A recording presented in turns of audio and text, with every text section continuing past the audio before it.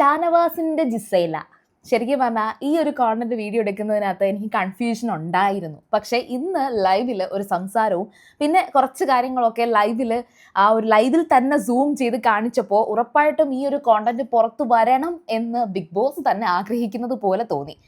അതായത് തുടക്കം മുതലേ ഷാനവാസ് ജിസൈൽ കോംബോ അതവിടെ ഉണ്ട്, പക്ഷെ ആരും അങ്ങനെ അധികം സംസാരിച്ചിട്ടില്ല. ഇന്നിപ്പോൾ ബിഗ് ബോസ് ഹൗസിനകത്തിരുന്ന് റിവ്യൂ ചെയ്തുകൊണ്ട് അനുമോളും നൂറയും ആദിലയും കൂടി ഷാനവാസിന്റെയും ജിസൈലിന്റെയും ആ ഒരു കണക്ഷനെ കുറിച്ച് പറയുകയാണ് സുഹൃത്തുക്കളെ. അനുമോൾ ഇത് വാങ്ങിച്ച് കൂട്ടാനാണ്. ഓരോ ആഴ്ചയിലും അനുമോളുടെ ഒരു പരദൂഷണ കമ്മിറ്റിയും അനുമോളുടെ കുറെ കണ്ടെത്തലുകളും ഉണ്ട്.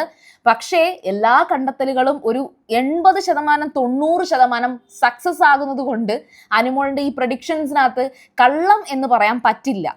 ഇനി സംഭവം പറയാം, ആദിലയും നൂറയും കുറച്ചുകൂടെ ഒരു ബോധമുള്ള രീതിയിലാണ് സംസാരിക്കാറ്. അത് ഞാൻ എപ്പോഴും ശ്രദ്ധിക്കും. കോൺഷ്യസ് ആണ്. എസ്പെഷ്യലി ആദില ഭയങ്കര കോൺഷ്യസ് ആണ്.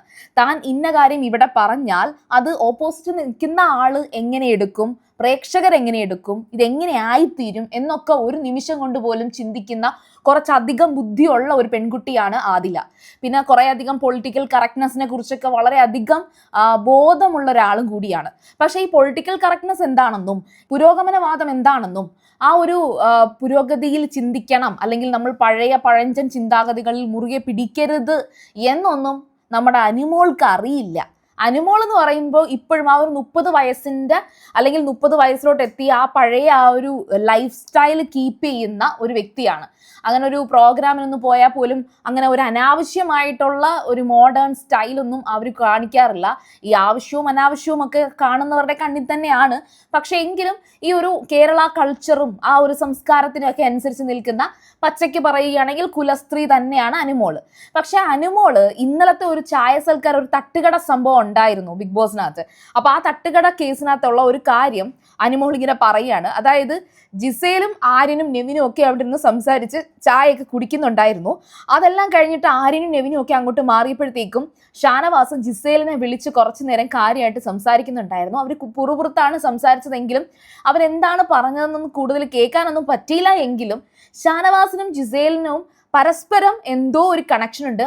അത് മറ്റൊരു മോശം കണക്ഷൻ ഒന്നും അല്ല കേട്ടോ എന്ന് എടുത്തു പറയുന്നുണ്ട്. മോശം കണക്ഷൻ ഒന്നും അല്ല, പക്ഷേ അവരുടെ ഇടയിൽ ഒരു നല്ല ഡീപ്പായിട്ടുള്ള ഒരു റിലേഷൻ, ഒരു ഫ്രണ്ട്ഷിപ്പ് ആകാം, ഒരു ബ്രദർഹുഡ് ആയിരിക്കാം. കാരണം വെച്ചാൽ ഒരു പെങ്ങളുട്ടിയെ പോലെ ആയിരിക്കാം ചിലപ്പോൾ ഷാനവാസ് കാണുന്നത്. ഷാനവാസ് ഒരു പെങ്ങളുടെ പോലെയാണോ കാണുന്നതെന്ന് എനിക്കൊരു ഡൗട്ട് ഉണ്ട്. കാരണം വെച്ചാലേ വന്ന അന്ന് തൊട്ടേ ഷാനവാസ് ജിസൈലെ നീ ഇങ്ങനെ വസ്ത്രം ധരിക്കരുത്, നിന്നെ ഇവിടെ ചുറ്റിപ്പറ്റിയ ആൾക്കാരുണ്ട്, ഇല്ല നമ്മൾ ഈ പുള്ളിക്കാരൻ കുറച്ചൊരു റിലീജിയസ്ലി ഒരു കൾച്ചേർഡ് ആയിട്ടുള്ള ഒരു ക്യാരക്ടർ ആണല്ലോ. അപ്പോൾ ഇല്ല മതപ്രസംഗം പറയുന്ന കണക്ക് മോളെ ജിസൈലേ നീ ഇന്ത മാതിരിത്ത വസ്ത്രങ്ങളൊക്കെ ധരിച്ച് പുറത്തോട്ടിറങ്ങിയാൽ ഈ അക്ബറിന്റെ നോട്ടം ശരിയല്ല ശരിയല്ല ശരിയല്ല, ഇത്തരത്തിലുള്ള പല കാര്യങ്ങൾ ഇവിടെ സംഭവിക്കും. പക്ഷെ ലാലേട്ടൻ പൊക്കിയപ്പോ നമ്മുടെ അക്ബറിന്റെ നോട്ടം ശരിയാണോ ഇല്ലയോ എന്നുള്ളത് കൺഫ്യൂഷനായി പോയി. ഷാനവാസ് ആകെ പ്ലിങ് അടിച്ചു പോയി. അവസാനം സോറി പറയേണ്ടി വന്നു. ഇനി അക്ബറിന്റെ നോട്ടം ശരിയല്ല എന്ന് പറഞ്ഞ ആ ഒരു സ്റ്റേറ്റ്മെന്റ് അവിടെ ഇറക്കിയപ്പോൾ പോലും ഈ ജിസൈലുമായിട്ട് ചുറ്റിപ്പറ്റിയുള്ള അവരുടെ ആ ഒരു ഫ്രണ്ട്ഷിപ്പ്, ആ ഒരു ഗ്രൂപ്പിസം, അതങ്ങോട്ട് അക്ബറിന്റെ അല്ലെങ്കിൽ അക്ബർ അപ്പാനി ജിസൈൽ തമ്മിലുള്ള ഒരു സൗഹൃദം അത് ഷാനവാസിന് അങ്ങോട്ട് സഹിച്ചില്ലായിരുന്നു. അതുകൊണ്ടാണ് ശരിക്കും പറഞ്ഞ ഷാനവാസ് ആ ഒരു ബിൻസിയുടെ ഒക്കെ പേര് പറഞ്ഞ സമയത്ത് ആ കേസ് അവിടെ എടുത്തിടുന്നത്. ഇനി ജിസൈലിന്റെ കാര്യം പറയുകയാണെങ്കിൽ ജിസൈലിന് സത്യത്തിൽ ഷാനവാസിനോട് ഒരു പ്രത്യേക ഒരു ഇഷ്ടമുണ്ട്. അതൊരു റെസ്പെക്റ്റ് ആയിരിക്കാം. കാരണം ഞാൻ അത് നോക്കി ആദ്യം ശ്രദ്ധിച്ച ഒരു മൊമെന്റ് എന്ന് പറയുന്നത് ജിസൈലിന്റെ വസ്ത്രധാരണം ശരിയല്ല എന്ന് ഷാനവാസ് ഒരു ക്ലാസ് എടുത്തു കൊടുക്കുന്ന ഒരു ദിവസം ഉണ്ടായിരുന്നു. അത് കിച്ചണിൽ വെച്ചാണ് സംഭവം നടന്നത്. അപ്പോൾ ജിസൈൽ അതെല്ലാം ശ്രദ്ധയോടെ കേട്ടുകൊണ്ട് നിന്നിട്ട് അന്നേരം കുറ്റം പറയുന്നുണ്ട്. ഷാനവാസ് അങ്ങനെ പറഞ്ഞതിലൊരു കുറ്റമൊക്കെ പറയുന്നുണ്ട്. പക്ഷേ ഷാനവാസ് പറയുന്നുണ്ട്, എനിക്ക് നിങ്ങൾ ഔട്ടായി പോകാനാണെങ്കിൽ ഞാൻ ഇത് പറയേണ്ട കാര്യമില്ലല്ലോ. ഈ കേരളത്തിലുള്ള അല്ലെങ്കിൽ ഈ ഒരു പ്രേക്ഷകരൊക്കെ എന്ന് പറയുന്നത് ഇത്തരത്തിലുള്ള വേഷം ധരിക്കുന്നവരെ ഇഷ്ടപ്പെടാത്തവരാണ്. അതുകൊണ്ട് ഞാൻ നല്ല രീതിയിലാണ് പറഞ്ഞു തരുന്നത്. അവർക്ക് ഇഷ്ടപ്പെടണമെങ്കിൽ ഇങ്ങനെ വേഷം ധരിച്ചാൽ നടക്കില്ല എന്നതുകൊണ്ടാണ് ഞാൻ പറയുന്നത് എന്ന് ജിസൈലിനോട് പറഞ്ഞു കൊടുത്തപ്പം ജിസൈല് അടങ്ങി ഒതുങ്ങി നിന്ന് നല്ല കുട്ടിയായിട്ട് അതങ്ങനെ കേട്ട് ഓ അങ്ങനെയാണല്ലേ എന്ന് പറയുന്നത് ഞാൻ ശ്രദ്ധിച്ചിരുന്നു. അപ്പൊ അത് അവരുടെ ഇടയിൽ ഒരു ഫ്രണ്ട്ഷിപ്പ് ഉണ്ട്. എന്താണെങ്കിലും ഒരു സത്യസന്ധമായ ഒരു ഫ്രണ്ട്ഷിപ്പ് ഉണ്ട്. അല്ലെങ്കിൽ അതിനപ്പുറം ഒരു റിലേഷൻ അവിടെ കാണിക്കാൻ അവർക്ക് രണ്ടുപേർക്കും അതിന്റെ കാര്യമില്ല. അതുകൊണ്ട് നമുക്ക് ആ ഒരു കാര്യത്തെക്കുറിച്ച് പറയണ്ട. പക്ഷേ അനുമോള കണ്ടുപിടിച്ച കാര്യം സത്യമാണ്. ഇവരുടെ ഇടയിൽ ഒരു ഡീപ്പായിട്ടുള്ള ഒരു ഫ്രണ്ട്ഷിപ്പ്, അല്ലെങ്കിൽ അധികം സംസാരിച്ചില്ലെങ്കിലും അവരുടെ ഇടയിൽ ഒരു സൗഹൃദമുണ്ട്. പിന്നെ ലാസ്റ്റ് ടൈം വേറൊരു കാര്യം പറയുകയാണെങ്കിൽ, ഇപ്പോൾ ജിസേലിനെ അനുമോള് ആ ലിപ്സ്റ്റിക്കിന്റെ കേസ് ഉണ്ടല്ലോ, ലിപ്സ്റ്റിക്ക് ടിഷ്യൂ പേപ്പർ വെച്ചിട്ട് തൊട്ട് നോക്കിയ സംഭവം. പക്ഷേ ജിസേലാണ് നല്ല പവറിൽ അനുമോളെ തള്ളിയത്. ശരിക്കും പറഞ്ഞാൽ അതൊരു അപകടം സംഭവിക്കേണ്ട കാര്യമായിരുന്നു. ഗുരുതരമായിട്ടുള്ള ഒരു പ്രശ്നം തന്നെയാണ്. അനുമോളെ തള്ളിയത് ഒരു ഗുരുതര പ്രശ്നമാണ്. അങ്ങോട്ട് ചെന്ന് കയറി കൊടുത്തത് അനുമോളാണ്, സമ്മതിച്ചു. പക്ഷേ ഈ കേസ് സത്യത്തിൽ അനുമോള് ഇത് ഷാനവാസിനോട് പറഞ്ഞ് സംസാരിക്കുന്ന സമയത്ത് അനുമോൾക്കൊരു സപ്പോർട്ട് കിട്ടും എന്നുള്ളൊരു കാര്യം അവിടെ പറയുന്നുണ്ട്, ഷാനവാസ് പറയുന്നുണ്ട്. പക്ഷേ ജിസേലിന്റെ അടുത്ത് പോയി സംസാരിച്ച് ആ ടിഷ്യൂ പേപ്പർ വെച്ചിട്ട് ലിപ്സ്റ്റിക്ക് തുടയ്ക്കുന്ന ഒരു സീൻ വന്നപ്പോഴത്തേക്ക് അത് അനുമോള് എങ്ങനെയാ ചെയ്തേന്നുള്ളത് ജിസേൽ എക്സ്പ്ലെയിൻ ചെയ്തൊരു സമയത്ത് ഷാനവാസിന്റെ എല്ലാ രീതിയും തിരിഞ്ഞു. അതായത് അനുമോളോട് കംപ്ലീറ്റ്ലി കട്ടയ്ക്ക് അങ്ങ് ഓപ്പോസിറ്റായി. അതിനുശേഷം അനുമോളടുത്ത് ഫുൾ കുറ്റമാണ് പറയുന്നത്. നീ എന്തിനാണ് അത് ചെയ്തത്? അത് അനുമോളോട് ഷാനവാസിനുള്ളതൊരു കുട്ടിയോടുള്ള സ്നേഹമുണ്ട്. കാരണം അവർ ഇൻഡസ്ട്രിയിൽ ഒന്നിച്ച് വർക്ക് ചെയ്തിട്ടുള്ളവരാണ്. അപ്പം ഷാനവാസ് ആ ഒരു ഫ്രീഡം എടുത്ത് തന്നെ അനുമോളോട് പറയും, നീ എന്തിനാണ് ഈ ആവശ്യമില്ലാതെ അവരുടെയൊക്കെ എടുത്തോട്ട് ചെല്ലുന്നത്? നീ എന്തിനാണ് ഇങ്ങനെ അത് നിനക്ക് കണ്ടുപിടിക്കണമെന്ന് ഇത്ര നിർബന്ധം? അത് അവർ ചെയ്യുന്നുണ്ടെങ്കിൽ അത് ബിഗ് ബോസ് നോക്കിക്കോളാം, അത് നീ എന്തിനാണ് അതൊക്കെ ചെയ്യാൻ പോകുന്നത് എന്ന് ഷാനവാസ് പറയുന്നത് പലപ്പോഴും ഞാൻ ശ്രദ്ധിച്ചിട്ടുണ്ട്. അത് ഇന്നലത്തെ ഈ ഒരു കഴിഞ്ഞ എപ്പിസോഡിലെ സംഭവം വെച്ചിട്ട് മാത്രം പറയുകയല്ല.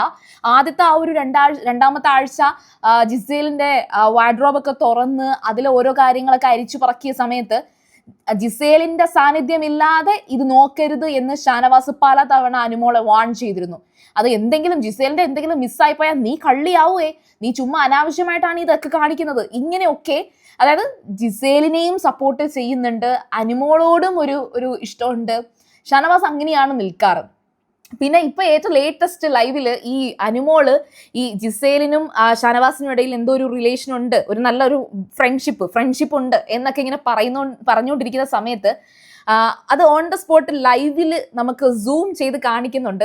അവിടെ ഡാഡി എന്നാണ് ജിസേൽ ഷാനവാസിനെ വിളിക്കുന്നത്. ഡാഡി എന്നൊക്കെ പറഞ്ഞിട്ട്, അപ്പോൾ പഞ്ചാബി എന്നൊക്കെ പറഞ്ഞിട്ട് വേറെയും കളിയാക്കുന്നുണ്ടായിരുന്നു. അതായത് ജിസേലിന് ഇൻട്രസ്റ്റ് തോന്നുന്നത് ചിലപ്പോൾ പഞ്ചാബി ആണെന്നുള്ള രീതിയിൽ, അതായത് ഒരു ഷാനവാസിന്റെ ലുക്ക് ഒരു പഞ്ചാബി ലുക്ക് ഉണ്ടല്ലോ, അത്തരത്തിലൊക്കെ ആര്യൻ തമാശ കാണിക്കുന്നത് ഞാൻ കണ്ടിട്ടുണ്ട്. അപ്പോൾ ഇവർ രണ്ടുപേരും കിച്ചണിൽ കാര്യമായിട്ട് പാചകമാണ്. ഈ പൊഹ എന്തോ ആണ് ഉണ്ടാക്കുന്നത്, ഈ അവലൊക്കെ വെച്ചിട്ട് കപ്പലണ്ടിയൊക്കെ വറുത്തിട്ട് പൊഹ, ആ ടൈപ്പ് എന്തോ സംഭവം ഉണ്ടാക്കുന്നതിൻ്റെ ഒരു കുശലം പറച്ചിലും അതുപോലെ കരിഞ്ഞു പോയി എന്ന് പറയുമ്പോഴത്തേക്കും ജിസേലിന് ഷാനവാസിനോട് പ്രത്യേക കൊഞ്ചലുണ്ട്.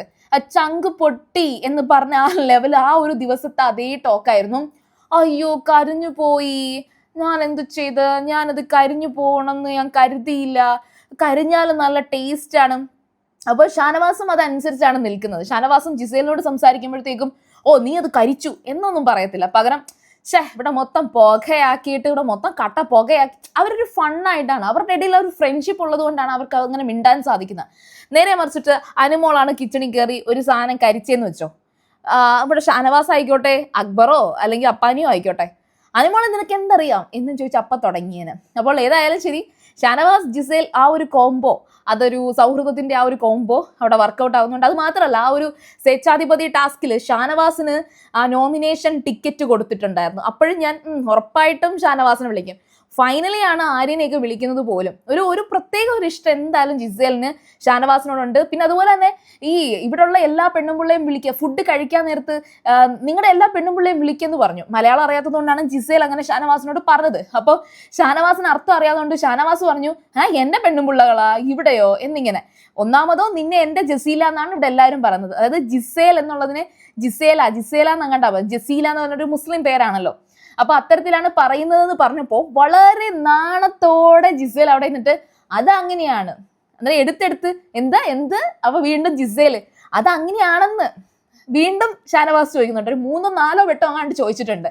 അപ്പൊ വീണ്ടും ജിസേൽ പറയുന്നത് അങ്ങനെയാണ് എന്ന്. അപ്പോൾ ഏതായാലും ശരി, അതവിടെ നിൽക്കട്ടെ, സംഗതി കളറാകട്ടെ. അപ്പോൾ നിങ്ങൾ സീരിയൽ ഗ്രാൻഡ് ആദ്യമായിട്ടാണ് കാണുന്നത്, ഉറപ്പായിട്ടും ചാനൽ സബ്സ്ക്രൈബ് ചെയ്യുക. വീഡിയോ ഇഷ്ടപ്പെട്ടാൽ ലൈക്ക് ചെയ്യുക, കമന്റ് ചെയ്യുക, ഷെയർ ചെയ്യുക. അപ്പോൾ ഞാൻ പോയി വരാം. ബൈ.